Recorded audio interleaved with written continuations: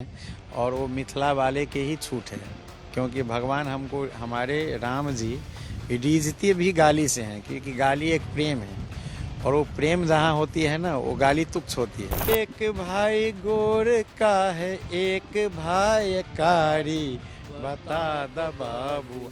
आप एक भाई गोर है, एक काले हैं, इसमें रहस्य है, क्योंकि जब पिता आपका गोरे हैं तो दोनों भाई का गोरा होना चाहिए भाई।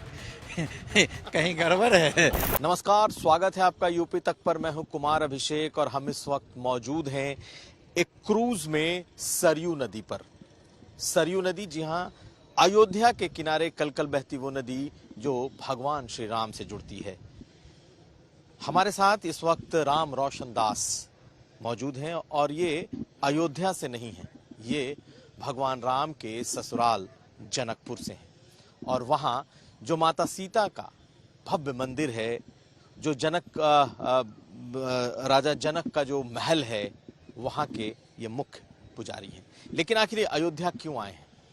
राम अयोध्या आ रहे हैं और ससुराल से जो सामान आया है, ससुराल से तमाम सामान को लेकर महंत जी यहाँ पहुंचे हैं। हम इनसे समझेंगे, इनसे समझते हैं कि आखिर राम जब आ रहे हैं अयोध्या में, बिल्कुल नए मंदिर में भगवान राम का बाल्य रूप प्रवेश होगा, तब आखिर वो जनकपुर से, सीता धाम से लेकर के आए हैं। महाराज जी, बहुत स्वागत है आपका। आप लोग को भी स्वागत करता हूँ। महाराज जी, आप जो आए इतनी दूर से, तो क्या क्या लाए हैं भगवान राम के लिए? लोगों की बड़ी उत्सुकता है। देखो भैया, सबसे बड़ी बात है, जो जनकपुर में राम का ससुराल है, हमारे पहुनमा है राम, हमारे बहनोई है राम। और आपको पता है जो हमारे सीता जी की ससुराल अयोध्या है, तो अभी अयोध्या में राम का बहुत बड़ा महल बना है और बहुत दिनों से महल में नहीं थे, टेंट में थे। और हम जनकपुर वासी बहुत चिंतित थे। और मैं धन्यवाद देता हूँ सामान्य प्रधानमंत्री नरेंद्र मोदी जी और उत्तर प्रदेश के आदित्यनाथ योगी जी का, जो उनके कार्यकाल में एक महल में प्रवेश होने जा रहे हैं। रामलला भगवान विराजेंगे 22 जनवरी को। इस खुशी में जनकपुर वासी इतने उत्साहित भरे हैं, जो वस्तु भी से प्रधानता नहीं है, लेकिन एक प्रेम की फिर से गांठ बांधने हम लोग आ गए हैं। और वो वस्तु में कहेंगे तो एक बेटी का जो रस्म होती है नई घरवास के लिए, वो सारे रस्म लेके आए हैं, जिसमें हर प्रकार की पकवान हैं, वस्त्र हैं, सब तरह की वस्त्र हैं राम जी के लिए, सीता जी के लिए। उसमें सीता जी और राम जी के लिए हर गहने हैं, हर चांदियों का सेट में खाने पीने का थाल, सुप्पा, एक कटोरी, गिलास, यानी जितने सेट होते, भारा, बर्तन, सब सेट में। और उसके बाद चूल्हा, चौका, हर चीज हमने लाया है विधिवत यहाँ।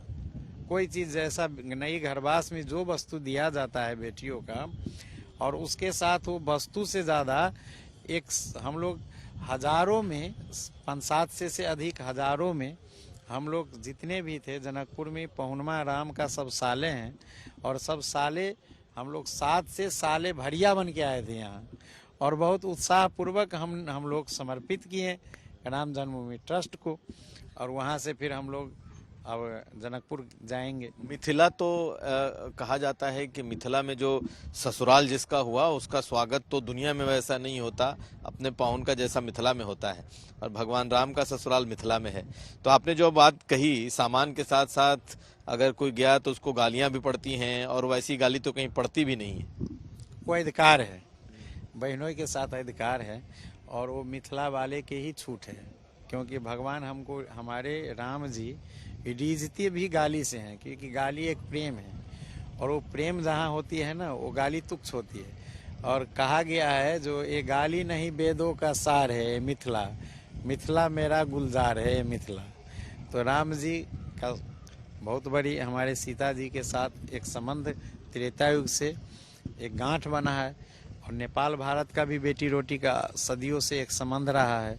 इस दोनों संबंध का प्रागड्य हेतु अनंत काल चिरायु के लिए हम लोग विभिन्न प्रकार के कार्यक्रम करता रहता हूँ। जो अयोध्या मिथिला का संबंध जहाँ झलकता है, जहाँ जनकपुर अयोध्या की संबंध झलकती है, उस संबंध के नाते हम लोग बारात भी सजाते हैं प्रत्येक वर्ष विवाह पंचमी में। 5-5 वर्ष पर खूब बढ़िया पैमाने पर सजती है अयोध्या से। सारे संत समाज, अधिक यहाँ के प्रतिनिधि लोग जाते हैं। तो यहाँ से जो प्रतिनिधि वहाँ जाते हैं वो भी गाली खाते हो? खूब गाली सुनाते हैं। खोट भोजन के जीवनार के समय में हम लोग खूब प्रेम से पहुना के नाते सबको गाली देते हैं। समधी साहब सबको गाली पड़ती है। कुछ गाली आप बताएंगे, सुना देंगे, ताकि हमारे दर्शक भी समझें कि आखिर जब अयोध्या के लोग जब जनकपुर पहुंचते हैं तो कैसी गालियां खाते हैं। गाली तो अब हम लोग कहेंगे तो अब गाली क्या। अब ई बूढ़ा बाबा है दशरथ के लिए। ई बूढ़ा बाबा के पकल पकल दाढ़ी, भोजन परोस के हम लोग कहते हैं। देखने में पतर छितर, देखने में पतर चितर, खाए भैर थारी। बता द बबुआ, बबुआ दे लोगवा देत काहे गाली। बता द बबुआ, तोहरा से पूछेला ओ धनुष धारी। तोरा से पूछेला ओ धनुष धारी। एक भाई गोर का है, एक भाई कारी। बता द बाबू। आप एक भाई गोर है, एक काले हैं, इसमें रहस्य है। क्योंकि जब पिता आपका गोरे हैं तो दोनों भाई का गोरा होना चाहिए भाई। कहीं गड़बड़ है। इसीलिए एक भाई गोर चाहे एक भाई कारी। बता द बाबुआ, लोगवा देत काहे गाड़ी। बता द बाबुआ। तो ये तो दशरथ जी को गाली पड़ी। भाई को भी कहे ना, अब दोनों भाई को भी बोल दिए है ना। अच्छा, एक भाई गोरा एक भाई काला। काला क्यों है? कोई गड़बड़ तो नहीं है माता पिता में।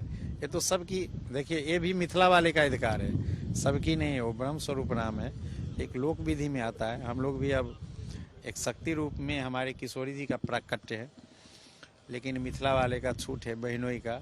और ये प्रेम का सार है। कहाँ पर हम लोग देते हैं गाली? जहाँ भोजन पर देते हैं, परोस करके प्रेम से पवाते हैं, हाथ से व्यंग करके पवाते हैं। उस समय की है, मिथिला का प्रेम है, प्रगाढ़ संबंध है। आप बता रहे थे कि अभी महंत जी भी गए थे तो खाना नहीं खाए। रामभद्राचार्य स्वामी रामभद्राचार्य जी महाराज गए थे हमारे महल में। सारे व्यंजन परोस दिया गया भोजन के लिए, लेकिन वो भोजन, वो बोले जब तक हम गाड़ी नहीं सुनेंगे तब तक भोजन नहीं करेंगे। तो वहाँ के मंदिर की जो सखियाँ सब है महाराज जी के सानिध्य में, जो वहाँ पर सब इकट्ठे होकर के खूब गाली दी। उसके बाद जबनार हुआ, भोजन हुआ, बड़ा प्रेम से आनंद से भोजन किए। वही बता रहे हैं। बिना गाली के भोजन जी का, दशरथ जी का भाव है। बर वधु रूप में महाराज जी के आगे आप उनके कथा में या प्रसंग में आता है, रामभद्राचार्य जी हमारे जगत गुरु रामानंदाचार्य जी महाराज का वो बर वधु के रूप में देखते हैं और दशरथ के रूप में स्वयं है प्रकट। तो दशरथ जी जब जाएंगे तो फिर दशरथ जी के आगे परोस करके भोजन दिया जाएगा। तो महाराज जी का एक बड़ा हृदय में भाव रहती है, जो मिथिलानी जब तक हमको गाली नहीं देंगे तब तक प्रसाद भोजन परोसे हुए भी रहते हैं, लेकिन इंतजार करते नहीं पाएंगे। तो फिर वहाँ की कुछ सखी भाव में जो मिथिलानी लोग हैं, जो गान बजान करते हैं, वो लोग 2-4 पद गुनगुना करके खूब प्रेम से गाली देते हैं। तब जाके महाराज जी प्रसाद भोजन परोसे हुए पाते हैं। तो उनकी भाव है। तो ये तो हुआ कि राम जब गए, उनकी बारात गई, अयोध्या वासी गए तो गाली खाए। आप लोग जब यहाँ आते हैं तो कौन सा भाव से आते हैं? वही जानकी सीता की ससुराल में आया हूँ, हम लोग को कौन गाली देंगे? हम सीता जी से पूरे ससुराल वाले हैं। और आप जानते हैं हर घर में, और बहनोई के सामने, दीदी के सामने बहनों की कोई ताकत है रोक लेंगे? तो हम लोग तो वही बहनोई पहुनमा घर आया हूँ, तो हम लोग का खूब सम्मान मिलता है, पकवान मिलता है और खूब आदर मिलते है, सत्कार मिला है, सम्मान मिलता है। फिर 22 जनवरी को आ रहा हूँ ना निमंत्रण में, वहाँ अपनी पहुनमा घर में देखूंगा, खूब दर्शन करूंगा, आनंद लूटूंगा। जय सिया राम। एक चीज और बता दीजिए, अयोध्या को लेकर के तो पूरे देश में इस वक्त माहौल है। जब रोटी बेटी का संबंध और भारत नेपाल के संबंध की बात आती है तो फिर जनकपुर और नेपाल का क्या माहौल है?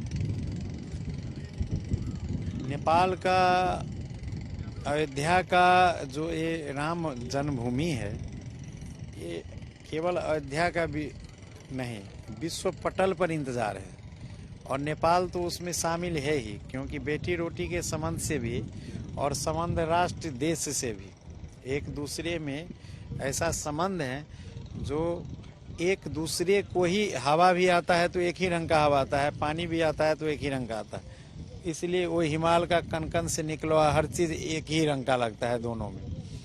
तो हम दोनों देशवासी उतना ही उत्साहित हैं 21 जनवरी के लिए, और वही प्रेम लेकर के हम अपनी नेपालों से, जनकपुर धाम से आया हूँ, जो दोनों देश के बीच में जो हम लोग का संबंध है बेटी रोटी का, वो अनंत काल तक, सदियों तक हम लोग का रोम रोम में प्रफुल्लित करते हुए चिराई की कामना है। तो इस प्रेम को गांठ बांधने के लिए फिर से त्रेता युग के बाद दोबारा इस युग में भी हम लोग वही हैं, वो बांधने, सेतु का बांधने आया हूँ।